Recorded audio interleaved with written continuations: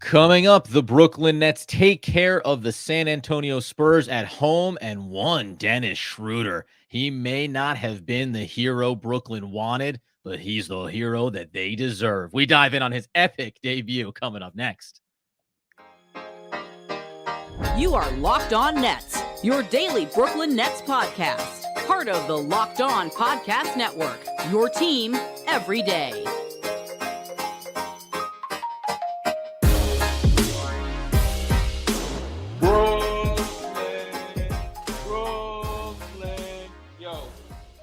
Yes, my friends, it is the Locked On Nets podcast right here on the Locked On Podcast Network. It's your team, the Brooklyn Nets, every single day. Over there, you'll find Doug Norrie. I'm Adam Marmbrecht. We thank you, as always, for making us your first listen of the day. We are 100% free on all those great platforms. And let you know, today's episode is brought to you by LinkedIn Jobs, who helps you find qualified candidates you want to talk to faster. Post your job for free at linkedin.com/LockedOnNBA. That's linkedin.com/LockedOnNBA to post your job for free. Terms and conditions apply. And Doug, 123, 103, victory, and welcome to Brooklyn.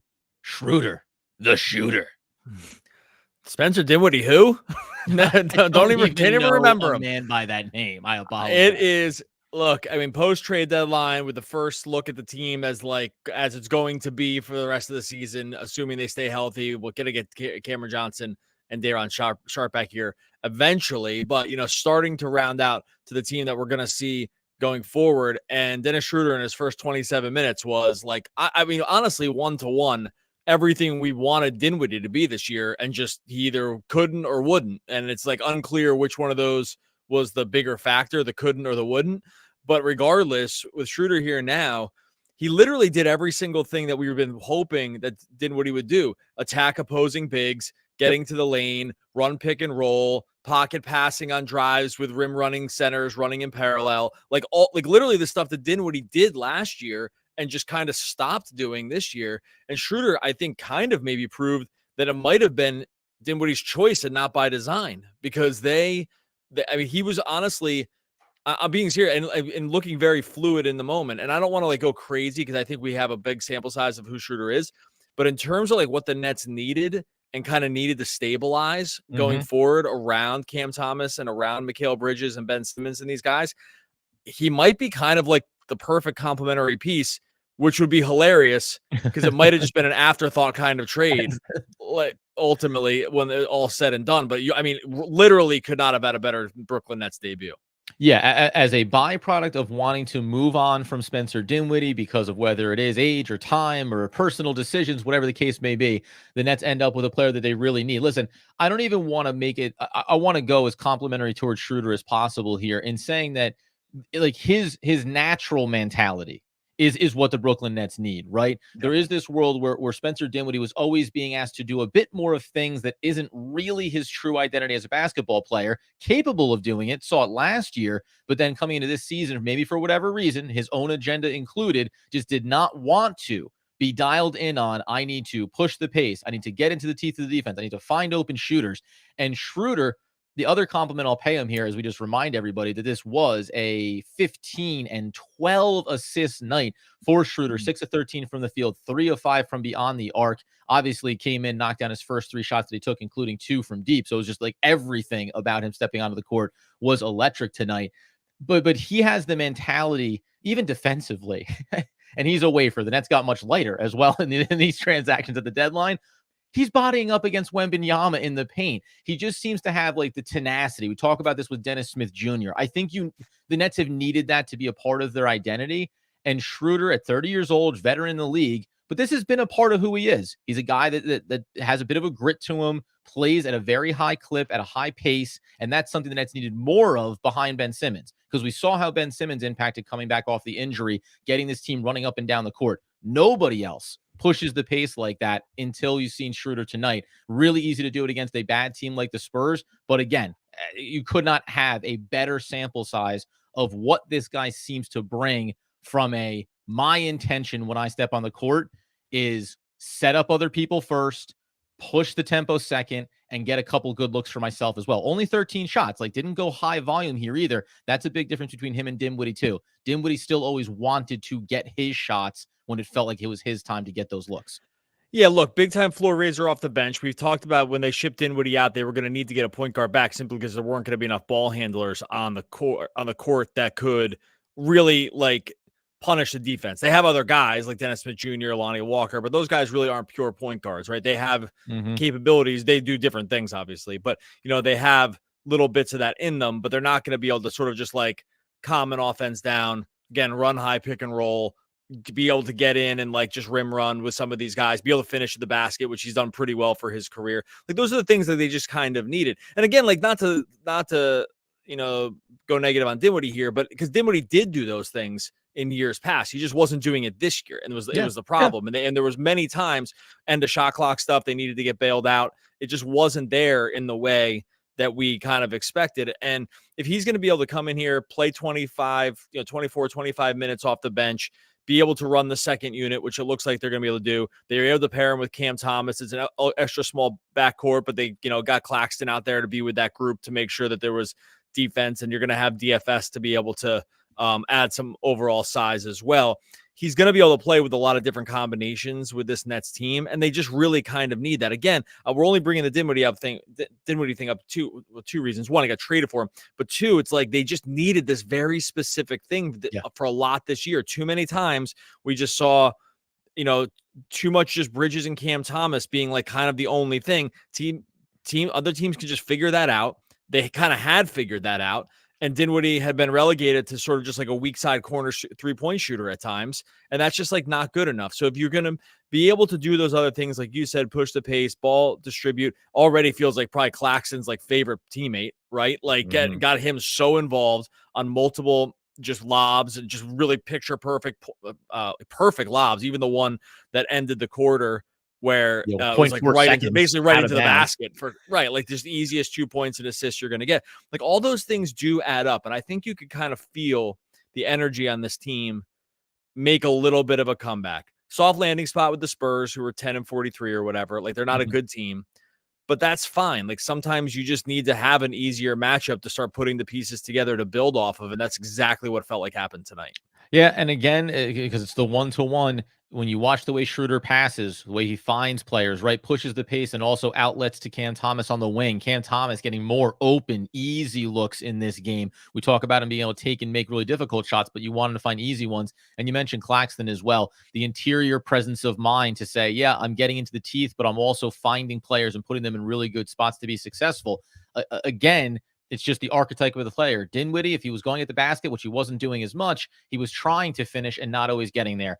When he was giving lobs to Nicholas Claxton, they were going to the third row, right? Like things did not click with him specifically in this season. So really refreshing, really could end up being a nice bonus here in terms of what felt like a soft move the Nets made at the deadline. Could pay big dividends here. Coming up in a second, I want to talk about not only we got to talk about Ben Simmons and his performance tonight, which continues to give more positive returns. But what are the expectations for Schroder inside of this team as you get Cam Johnson back on the floor, as you get Lonnie Walker revved back up as well? A lot to look forward to here for the Brooklyn Nets over their next 30. We'll continue the conversation coming up in just one moment.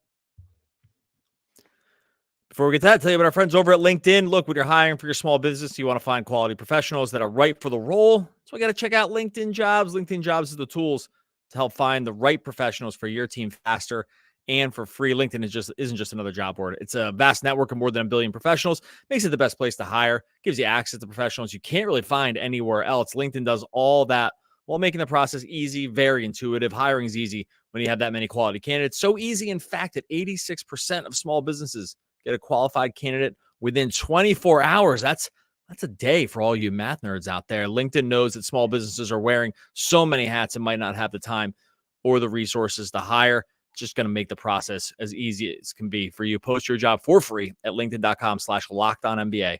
That's linkedin.com/lockedonnba to post your job for free. Terms and conditions apply. All right, so as we continue the conversation here, talking about the Brooklyn Nets coming off a nice win, right? Get off a little bit of a slide there, come out of the trade deadline, want positive vibes back in for your team. Before we talk Ben Simmons, can I actually, maybe you can tell me if you feel like this is out of order for us, but I also will say that for whatever Jacques Vaughn is not as a head coach, or the areas that we think he has issues, I got to tell you, when you put Dennis Schroder into the rotation, you take out Spencer Dinwiddie, it does also make me look back and go, right, so how often were you asking something of Spencer Dinwiddie that he was either incapable of doing or indifferent to doing? And how much better does whatever this scheme is, the set plays, everything looked to be a lot more crisp and a lot more free flowing and a lot more communicated on the offensive end of the court. Like, I will be curious to see how this carries forward for this team when they get into some more difficult matchups and how it reflects on Jock Vaughn and the coaching staff. Yeah, I mean, well, one thing that like really helped tonight was they just kind of got healthier, right? Like Dorian Finney-Smith back, Dennis Schroder Schroder into the mix here. They got Lonnie Walker back, right? So they're just getting more of the guys that they expected to be able to play. That alone is going to help. We're seeing growth from Jalen Wilson as well. I'm sure we're going to talk about him sort of like as the rest of the season goes on. I think they're going to feel like pretty confident playing him. He played another 30 minutes here, but overall, so I think that overall just general health helps because these guys are just the better basketball players. Two, if you just have a guy who might just be a better stylistic fit, and that could be also too, because again, we're comparing him to Dinwiddie, but he is a little different here. There is some more fluidity with the basketball. Like there are some other pieces to his game that just are different, right? It operates a little bit more in the flow of the offense. There's not as much stagnation. We saw a little bit of isolating opposing bigs, but not tons. So I think overall, again, it's like hard to tell if it's a feature or a bug, but I do think just watching it work stylistically, it made a lot more sense. And it really helps, I think, for Schroder too, before we get into Ben Simmons. Like he's just a really confident basketball player too. And with this group, that does help. Like that, like with this big group specifically, who has a bunch of guys who are like probably all good, very good role players on teams. Not all of them, but like a lot of the guys in this team are like mostly just like super role players. To have a guy who just can fit in with that from a confidence perspective and just I'm as good as all of you, or I might be better and I can kind of just command this thing. Like I think that this is a group where that's really going to fit pretty well. So I think I don't think this was just a one-off, and I'm not sure it was just, I think it's more of a Schroder thing than it is a team thing. And I think he was just like, this kind of guy might have just been the right personality to add too. Yeah, seems to have, I was about to say, the right kind of mentality when he gets on the court. And then also he has playoff experience, right? He's been on championship caliber teams and had deep playoff runs. So if you think about him relative to Mikal Bridges and young Cam Thomas and these other guys, you can step on and say, hey, listen, don't worry. I know where I want to get you the ball, right? And that's also a big part of it here too. You're in the backcourt, you're trying to set the table, 12 assists on the night. That's always going to make the teammates. That's really going to ingratiate you to teammates. If you go, what am I doing? I'm going to go ahead and get you into really easy looks for yourself. And he did that throughout the night. Ben Simmons here, then, this is also, if it wasn't for the debut of Dennis Schroder, I think we would have come out of the 22 minutes for Ben Simmons feeling as good as we have about him in his return from injury. 6 of 7, that's 7 attempts from the field, got to the line, 1 of 2 there, only 3 rebounds, only 5 assists, but gives you the 13-point performance to go with 2 blocks there as well and 3 steals. Again, the most aggressive that we've seen him. There's been some really big moments, obviously going back to a couple of the previous games. But if we're trying to be excited that he looks like he's getting healthier, this was another really good example of a player in Ben Simmons who attacked downhill 6, 7, 8 times in this game, and also took little turn-away, fadeaway jumpers. Like he was looking to go at the basket, looking to get shot attempts for himself. That really matters if this team is going to be successful on the back half of this year.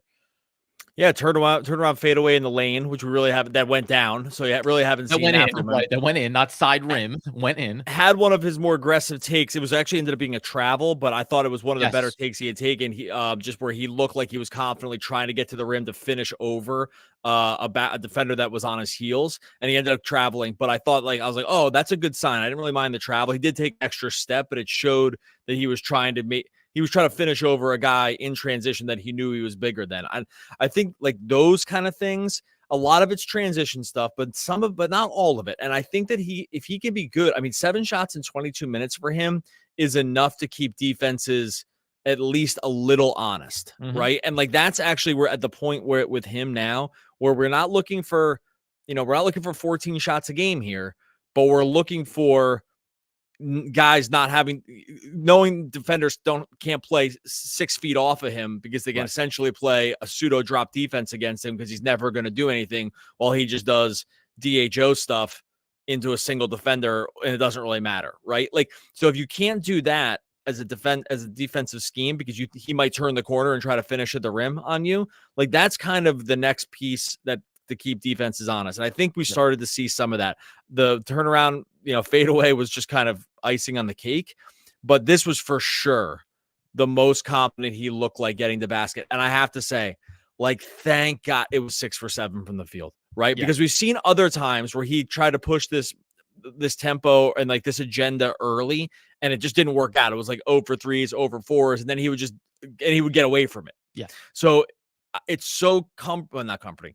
It's really encouraging that the times tonight that he tried to do it, it all worked out. And I think that is a really good building block for him. Again, nice spot to have it happen. San Antonio stinks, but they desperately need this other thing to happen because they need his driving kick game to work really well too. And look, he's like 6'10", like he needs to be able to finish at the rim also. So yeah, I think overall really, really encouraging game. I thought it was probably his best game back in terms of like how he looked in it from a comfort standpoint. I want to get into the bench a little bit and then talk about rotations going forward. I also had a thought about the big picture for these Brooklyn Nets the rest of the season, but got to tip the hat here to Nicholas Claxton as well, the other big or 5 or pseudo 5, whatever we end up labeling these guys. He goes and gives you a double-double, 20 and 11 from the field, 10 of 15. Won the tip to start this game, by the way, against Wembanyama, which is how I knew that the Nets were going to absolutely dominate. When you have a guy in Wembanyama, like we don't need to spend time on him. He's absolutely insane. He's a rookie. He has limbs that look like they should be snapping apart if he steps, but then he's also crossing guys over and everything that he can do. But Nicholas Claxton, as we've said now throughout this season, even going back to last year a little bit, he likes to be an irritant. Like he likes to get underneath dudes' skins. And I think when he comes into a game like this against the guy that's going to be the rookie of the year, he takes a big step back and says, okay, like we'll go ahead and we'll see what this looks like. He got in his face a handful of times. I think he actually landed on him coming off of one of those jams where he kind of settled himself onto Wemby's shoulders there before getting down. He continues to have a really strong back half of this season. And I think, again, take the Spurs for what they are. But Claxton is now building kind of that resume that's getting back to the place of, well, why do you want to avoid trading him? Why do you want to keep him around this roster? Because you can see how good he is. And Schroder actually helps to highlight in a game like this, the spacing, the pace of play, all those things makes the offensive end of the floor for Claxton look a lot easier and a lot more efficient and effective. Yeah, I thought he was awesome on defense tonight. I thought he was I said before that when they run these smaller lineups, he's a guy that they have to play. And he was able to clean up multiple like situations where the other guys were getting taken advantage of because of their size, and he helped off. And like he had a great help block earlier in the game, and he was just able to change shots enough at the rim when if they're going to run these like Lonnie Walker plus DSJ lineups, which are really, really small, right? DSJ is a good at the rim defender, but I mean, he's still a small guard, right? Like they're going to need help. I thought his help defense was really, really good in this game. He clearly is still playing with a chip on his shoulder, right? Against kind of everybody, it feels like. And I'm fine with it. Like the Nets need some of that, right? They don't really they just don't really have guys like this. And he's one of the few guys that kind of has, I was gonna say negative energy, but that sounds bad. It's just kind of like an energy where he doesn't like, when he dunks, he wants to let you know he's going to hang on the rim for an extra second. He's going to get in your face. Doesn't argue at all, but he just wants to let you know if he did something. Like the Nets are kind of desperate. He's walking away. He's not helping up opposition. He's like, yep, you went down. That's your problem. Like I am playing my game, right? Yep. Yeah, he's playing with a chip on his shoulder, and I like it. And the Nets need that kind of guy. Tonight was the first night, not the first night, but it was a reminder about why, for me at least, why he was in like Defensive Player of the Year consideration last year when the team was actually good. Remember, to get DYOP, your team has to be good. The Nets aren't going to be good enough for him to be considered. But there was times tonight where it was just another reminder. It's like, oh yeah, you could just see why he was in there. So I don't know. It's like, we'll talk about roster balance here in a second, but I think that like it was just at least this nice comforting piece where like these pieces just seem to make a lot more sense together. And as Doug said, the team is getting healthier, but still waiting for Cam Johnson. Lonnie Walker just 6 minutes tonight, waiting on Day'Ron Sharpe. What is this team going to look like going forward? And where do some of these bench players fit in? Not just Dennis Smith Jr., but also the young rookie in Jalen Wilson, who had another nice performance for himself. We'll get into that coming up here in just 1 second. All right, before we finish that off, I'm going to tell you about our friends over at Nissan. You're the kind of driver that likes to push things just a little bit further. You ever wonder what a venture could be like around the next corner? Our friends at Nissan have a lineup of SUVs with the capabilities to take your adventure to the next level. They got the 2024 Nissan Pathfinder. It's got room up to 8, tons of cargo capacity, advanced available 4x4 capability if you want to get a little off-road in there, 284 horsepower, up to 6,000 pounds of towing if you want to bring something along with you. Or they got the 2024 Nissan Armada. It's going to change what you expect from a full-size SUV. You've got a rugged 4x4 that can seat up to 8 in first-class luxury and style. You get best of both worlds with that. Tow bigger and explore further in the 2024 Armada. Take the Rogue, take the Nissan Pathfinder or the Nissan Armada, and go find your next big adventure. Shop NissanUSA.com.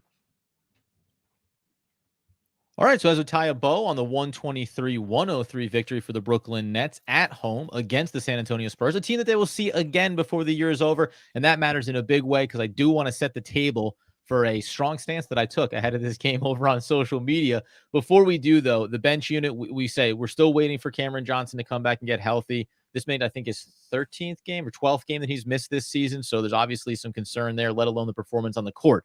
But Dennis Smith Jr., this is also a nice one. When you get Schroder, Smith Jr., and Wilson combining for 7 of 11 from beyond the arc, it's also the best of all worlds in terms of the shooting. Good contributions from Dennis Smith Jr., 24 minutes, 6 of 9, gave you 6 rebounds, the 2 assists, the defensive value is there, the 14 minutes. How do we see this shaking out, though? Jalen Wilson still getting 30, and he went 3 of 4, 2 of 3 from deep, gave you 8 minutes. Again, another solid performance. But what about when Cam Johnson gets back and he's healthy, right? What about how you balance these two rotations? We acknowledged on the last episode getting a little too excited about how many minutes Jalen Wilson would be slated for. Do you think, can he play himself into a position where the coaching staff says, well, we have to give him, like, we really do need to give him minutes. He's earned them. That has been something that Jacques Vaughn has preached this season, at least philosophically. If you earn the minutes, then you get to be on the court and play in big spots. So far, he's done nothing to say that he should be sent back down or be buried on the bench here. Yeah, I mean, he's shooting 47% from 3 through, I mean, fewer than 20 attempts. I mean, also one thing the Nets haven't been all season is fully healthy. So it's almost like he's not that big of a risk to lose minutes because they just haven't been healthy. And it's hard to imagine a situation where they're able to maintain the health. I mean, one, just because few teams can just like get, guys just get hurt. So it's nice to know that he's going to be there. I think when everyone is healthy, you will see these minutes really tick all the way down, and that's fine. Like, Cameron Johnson's going to play over him. They have Daron Sharp there. And I know people are going to say, well, how does Daron Sharp affect his minutes? Well, it affects it when you're thinking, okay, well, you're going to play Dorian Finney-Smith at the 5 now, right? And then you can play Jalen Wilson at the 4 or the 3. Well, now you put Daron Sharp in there. You can still play DFS, but now you kind of shift everybody up up one position. So like, those things do end up mattering for the current construct. Like the Nets aren't just a 24 minutes or 48 minutes a true center kind of team Sharp isn't out. But when Sharp is there, they kind of do end up being like that with maybe maybe like 43 minutes or something like that of true center. So it all does matter for these guys. I think it will be harder to find him minutes, but I think it's also fine. I think he's already proven that he can play at this level. I think we've kind of know that. Not sure like what the ceiling is, but the floor is easily high enough. And I think like that alone is good enough for where he is now. And the other thing here too, that was, we said to go back to the top here, debut for Dennis Schroder. Guess what? He's going to play more minutes than maybe we initially would have earmarked him for, whether that was, 22 to 24 minutes. So he played 27 minutes tonight because you see what his impact is here. You have to anticipate him getting consistently over 25 minutes a night here in certain matchups, maybe more, maybe a little bit less. Watching what happens with like Dennis Smith Jr., you mentioned small backcourts. Does he become a little more selective value because he doesn't have the offensive shooting upside, right? Seen them pair small pairings even with Thomas, or if it's going to be with Schroder. You're always going to have the Brooklyn Nets, by the way, small backcourts. Like that is what they're going to be the rest of the year, unless you really start to push guys down here and play Mikal Bridges into a 2 spot. The other thing that I want to touch on, there's 2 things quickly since I mentioned Bridges, is just, again, San Antonio Spurs. We understand that. A game where the Nets win by 20 and Bridges plays 33 minutes, 4 of 11, 3 of 6, 6 rebounds, 3 assists, 14 points. Again, we talked about this with him and with Cam Thomas, how if these guys aren't going to give you 25 to 30 points a night each, you're going to have a hard time winning basketball games. This was a nice example of double-digit scoring, 2 of them off the bench, 4 double-digit scorers in the starting lineup as well. Again, I want to see Schroder continue this, but it makes it easier to think about different versions of winning night in and night out, as opposed to, if not these two guys, Thomas and Bridges, I don't know if we can win basketball games. That does feel different now that you kind of reset the rotations here. Again, not to bring it all the way back to Dinwiddie from the beginning, but like, this is what the reason we said that about those guys He is was the because great Dinwiddie was stagnator. just doing nothing on offense. Yep. And so the reason we said they need Bridges and Cam to carry so much of the scoring load is because they had another guy who maybe, again, not to litigate this, but unsure if he was unwilling or unable to do it. But because he wasn't doing it all, then that was the problem. Insert a guy who can pick up some scoring load without making it, without being an absolute chucker or whatever. And now that keeps other defenses honest because the assist totals are high too. And now you just don't need that as much, right? It's not going to be perfect every game, and they're going to struggle in some of these better matchups for sure. But overall, adding balance to the offensive attack, knowing that you don't need everything from these dudes, will make a difference. The only reason we said that about those guys is because no one else really stepped up into the fill the void. Right. No one on this roster said, okay, I'll help in this area. It didn't exist. You didn't have that guy. Or they did it early on, like with guys like Lonnie Walker, but then he was hurt for a while, right? And so there was some other situations that just kind of got away from them. And Cameron Johnson really hasn't made the leap into that kind of score. Like these other guys was just kind of, a couple different reasons why it wasn't happening among the remaining group. But if you can add a guy who can just do it and has like kind of, at this point, a proven track record in Schroder of being able to do it, it lessens the load considerably for those guys. And if you can beat up on and one thing the Nets were able to do really well in the beginning of the year, and honestly, it's really probably the reason that they had a good record, is that they just crushed opposing bench units. Like the starting units really were okay, but it was the bench units that just really, really made hay against these other teams, keeping them in close games. And then they were able to, pull off some W's. But they got away from that through health and just kind of guys just not being around, and they weren't able to do it as much recently. They might be able to get back to that, where they're able to just get into these second rotations and just really put a hurting on these teams. And then it kind of does lessen how much the starting lineup needs to do. Back to just to your point, right? Oh, the Nets are not the most top end talented team, but they are very deep. The second unit can punish you. The second unit can win their minutes, right? That was the recipe here. And it's almost like it becomes forgotten because you lose, you have 7-20 over 27 games because Dinwiddie is not performing at that level or in that role. You kind of start to go, I don't know. It's just the bench unit, and it all looks kind of muddled and no one's really taking charge. So if Schroder can be the catalyst of elevating that second unit back to the place that it had been early in the year, then you start to win some games in the margins, right? Then those teams that are in and around a little bit above 500, but are more top heavy, win our bench minutes, and all of a sudden pick off a couple more games here, which would be really positive, obviously, for the Brooklyn Nets, as they are 21-31 after all that excitement and joy. This is a 21-31 team trying to reset itself, and I will just say, we'll look back on this at some point much further down the line. For a GM in Sean Marks, who has been known to find guys and scrap heap players, etc., Dennis Schroder is not a scrap heap guy by any sense of the word. But this trade was not on the radar. Toronto Raptors, Dennis Schroder, Bates Diop, like this wasn't talked about for the Brooklyn Nets at any point along the way. If there's a world where Sean Marks really angled for this player for how he fit, that would be a really nice feather in terms of pivoting at the deadline and finding a way to recalibrate your roster and turn the back end of the season around. I'm not going to give him credit before we can really know for sure, but he has shown the ability to do this in the past. So I do want to at least leave that door open of saying maybe he knew. Maybe he knows exactly what Schroder is, as most of the NBA does, and knew what his value would be to this team. Well, I mean, he still did the move. That's what I mean. Right. You're right. You have to get credit for doing it. You did it. He made the move, and remember, Toronto instantly waived him. So, like honestly, whether he knew it or not, he was still able to get the deal done.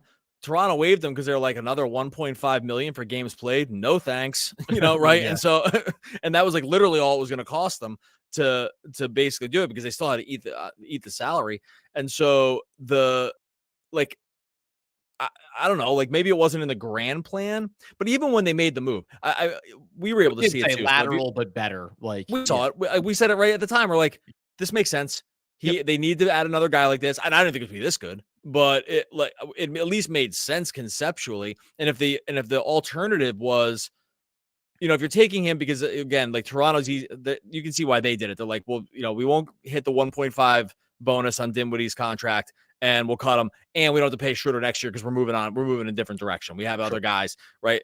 But for the Nets, like, it was easy to exactly see how they would use him. Like, we knew he was going to come in and play. Like, I had him for like 25, 26 minutes tonight. It was very obvious how they would use him, like coming right out of the gate. So you have to give him credit for that move, especially if the alternative was going to be like waiving him, which is like, again, what the other team did. So I think that has to be looked at nothing short of a huge W.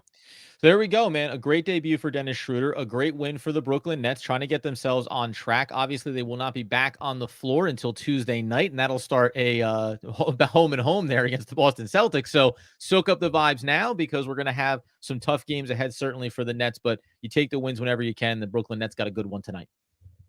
All right, we're going to get out of here. We'll stick around for a few minutes in YouTube. We got a bunch of people on YouTube. Really appreciate everyone here that jumped in to YouTube Live. Make sure you go to wegotnets.com. Grab a copy of the free ebook. 5 stories over the course of 5 days about Brooklyn Nets history. Some, recent stuff, some stuff that happened, back in the day. All really cool stuff. And best news, all totally free. Go to wegotnets.com. Grab your copy. In honor of our new German player, Dennis Schroder, Taten Sagan mehr als Worte. Deeds say more than words. Unknown. Oh, unknown. One of the all-time great poets. We're back again tomorrow in a moment on YouTube talking more Brooklyn Nets basketball. Basketball. Frankfurter, yes, basketball, yeah.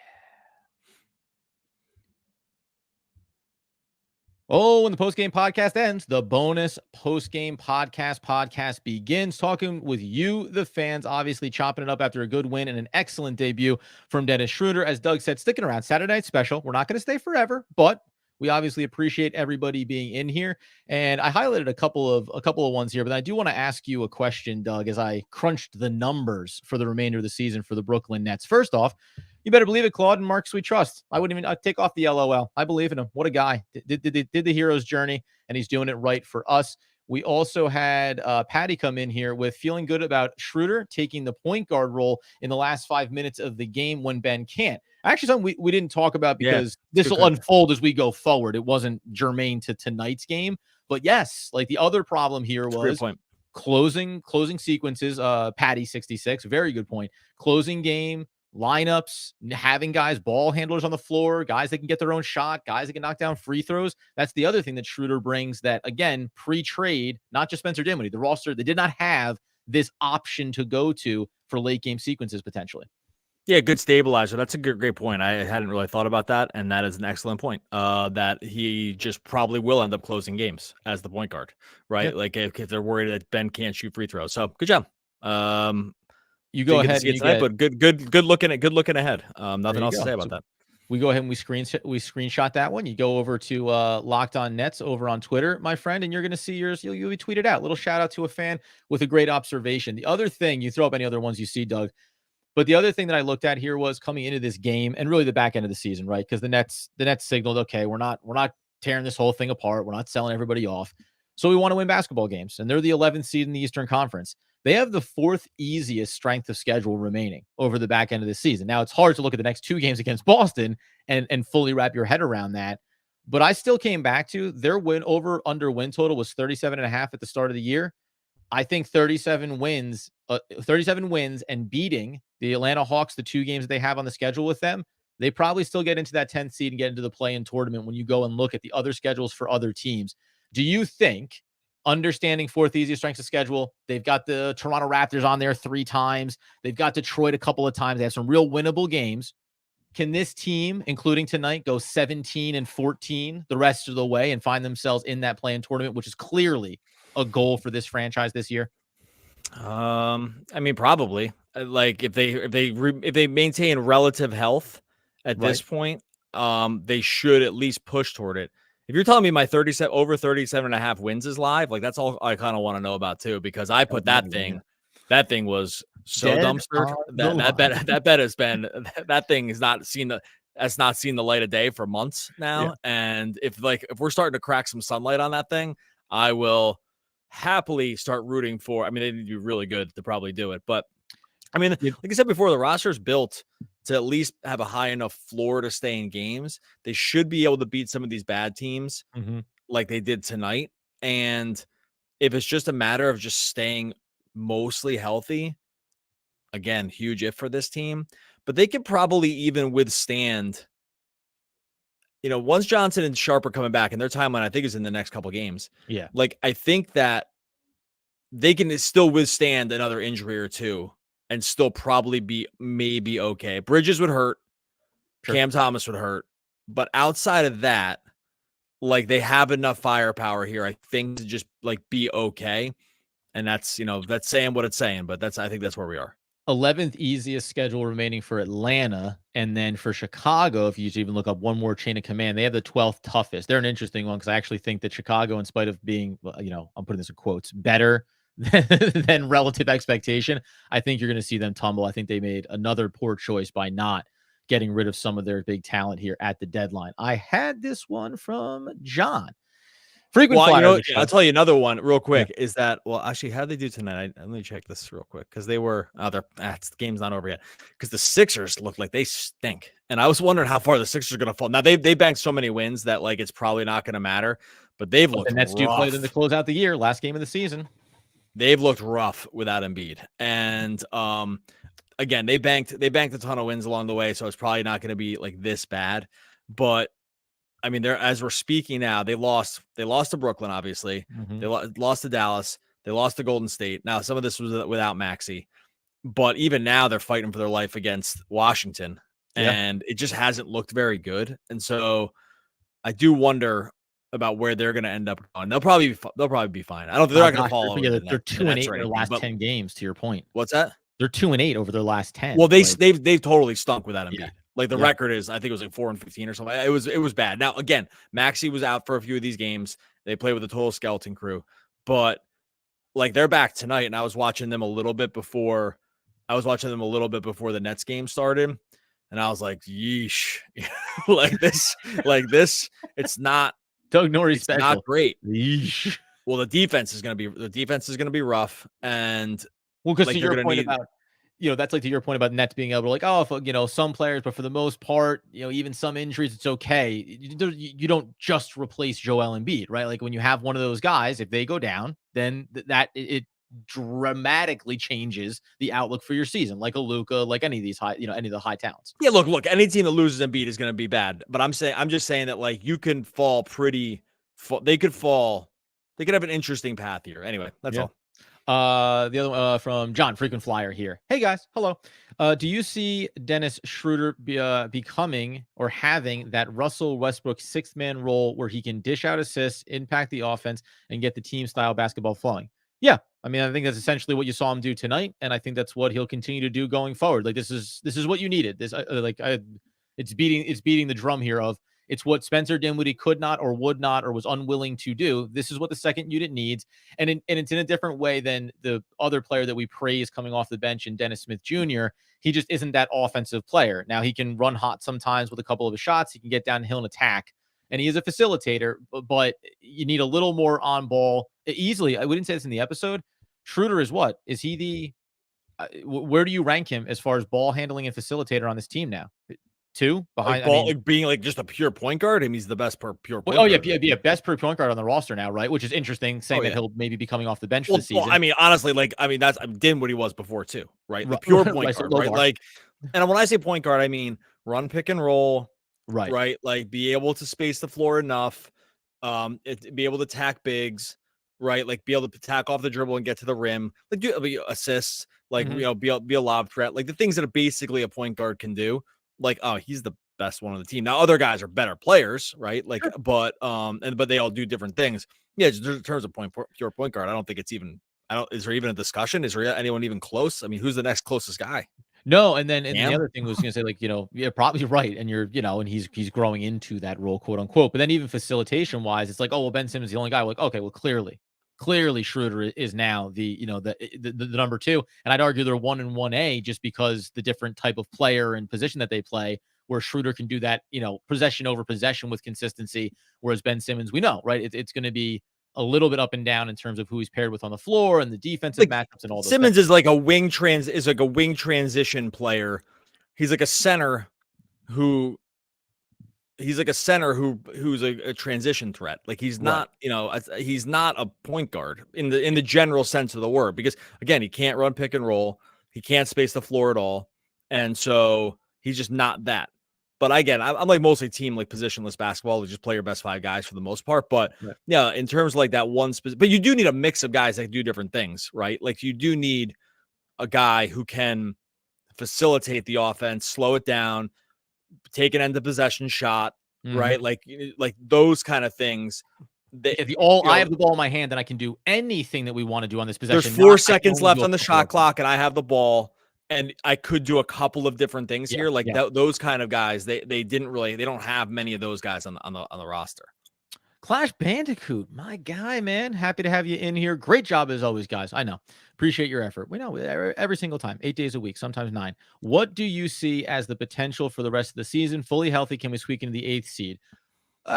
So again, like I think having the goal including tonight, 17-14, get yourself to 37 wins, beat Atlanta head to head. That gets you the 10th seed. Chicago is interesting to watch because again, like I went and looked through their records without holding my feet to the fire. They have the 12th most difficult strength of schedule remaining. I can see them being a well under 500 team over the remainder of the season. So when I went and looked back at the back end, 8, 9, and 10, I think the Orlando Magic in the 8th seed had the easiest strength of schedule remaining, by the way. So they should be on track to hold on to that. Chicago can fall here. I think that 8, 9, and 10. Am I saying that right? Yeah, 8, 9, and 10. So Orlando in 7th. 8, 9, and 10 can all end up being 36, 37 wins. Like that's kind of the ballpark that I think these 3 teams are going to live in, barring one of them going on some type of insane run. Maybe Atlanta has that in them. But when you look at their schedules, I just think it's going to be a real clump back there. And depending on how bad Chicago runs, yeah, technically the Nets could do that. And I'm not saying that because they go with 22 wins over the back half. It's just that I think all these teams are kind of okay. And if the Nets stay pretty healthy and run some good basketball, yeah, they'll be in the mix. 37 wins could be enough. Yeah, I was just looking at this real quick. Yeah, I think it's just going to be a fight between, you're right, between these 8, 9, 11, or not 8. Well, Jesus. Skip over 10. Just counted 8. I just said 8, 9, 11. My goodness. This is the weekend. No one's going to really check that. Saturday night, 9 o'clock. I'm watching basketball all day. And I just counted 8, 9, 11. Or 8. I don't even know what I was doing there. Or 8, 10. 8, 10. Well, I don't even know what I did. I don't even know what I was saying now. Oh, it's going to be between these 9, 10, 11 teams. And then we'll kind of see what happens with Toronto. I don't feel like Toronto is like crazy incentivized to go nuts here. I have the feeling, although I got to check that Pirtle situation, because did they trade their first round pick in the Jakob Pirtle thing? I got to check that one. Anyway, they're getting crushed by Cleveland as we speak. So I think it's going to be between those 3 teams. I don't see any of these teams catching the Magic necessarily once they really dial it in. I don't think they can make the 8th seed. The Nets, no. I think they've dug. I think 9th seed, would be my, I think even that's going to be tough, honestly, because I don't think there's the Bulls aren't some total dog team here. Like they still have guys. Like when they decided to stand pat, it was under the idea that like they're going to beat some of those bad teams too, with DeRozan and Kobe White and Caruso, right? Like that's not a bad starting 5. So I think even that one will be tough for them, the Nets, to catch. I think it's going to be between them and Atlanta. Yeah, and they do have Toronto, by the way, 3 times over the remainder of the season, too. So you want to keep that team away from you. You want to help yourself up in the standings. They'll have the head-to-head ability to go ahead and do that. So, yeah, and sorry, when we're throwing all these numbers, I was, 9, 10, 11. The Nets are 11th, Atlanta 10, Chicago 9. 9 is as high as I think they can go because, to your point, I just think Orlando secures that. They're 28 and 24 right now. I think that they're going to be a team that'll be above 500 at the end of the year. I'll say this because I saw Clash. You say my mic's messed up? Did someone say my mic? Do I sound all right? Sounds good to me, buddy. That's all that matters. All that matters is how I sound to you, pal. I'll say this: the Nets desperately needed like some positivity. Like they needed this game bad from a positivity standpoint. Yeah, to come out after the trade deadline, have some of these guys back, play really well, blow the doors off the Spurs. I just from a fan's standpoint, because Clash I think said it up here, but basically just being, I can't find it now because I can't. Oh yeah, he said some positivity and hope. Right, exactly. That's what I'm talking about. Some positivity and hope for the back half. I was desperate too for them to just be some positivity here, because once they decide to stay the course and not blow this thing up or whatever, I'm You can't not come a out and lose fan. to the Spurs. I hate the news flash here. Spoiler alert. I'd much rather see them win than Right. and I'll tell you right now, almost 200 people in the stream right now. There's no way there's 200 people in the stream if they lose on a Saturday night to the Spurs. That's just how this works. Like, just tell you how the podcast again works. They win, more people want to talk about the Nets. I'm a fan of that. Like, of course. And so I think from a positivity standpoint, it was just a fun game to watch. Last thing for me, I think before we'll close out here on a Saturday night special is exactly that. We talked a ton about what should they do, right? Should they be maximizing value for Mikal Bridges, getting back control of their own picks, all these things that were important narratives to discuss and examine leading up to the deadline.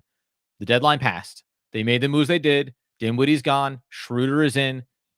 Royce O'Neal is gone. Now it's about the basketball games, right? Now it's about the basketball games and trying to see if this team can win, trying to see if Ben Simmons can stay healthy and increase his minute loads a little bit, and seeing how these combinations work here, including, by the way, as my lovely little footnote, when Sharp gets back on the court, I now love having Ben Simmons, Schroder, Dennis Smith Jr.